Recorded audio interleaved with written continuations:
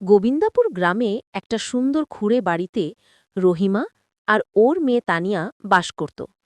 একদিন সকালবেলায় রহিমা ঘুম থেকে উঠে বলছিল যে মাশাল্লাহ, আজ সকালটা কি সুন্দর।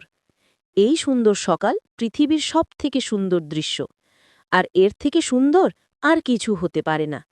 তখন সেই রাস্তা দিয়ে শাকিলের মা ফতেমা যাচ্ছিল। তখন ফতেমা বলল, তুই কি জানবি, এই পৃথিবীতে সুন্দর দেখার মতন কত কিছু আছে, তোর মতন গরিবে জানবি কি করে।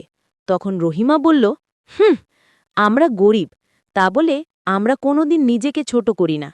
তুই বড়লোক, তুই ঘর না আমার গড়। আমি আমার গ্রাম দেখব, তাতে তোর কি, যা এখান থেকে।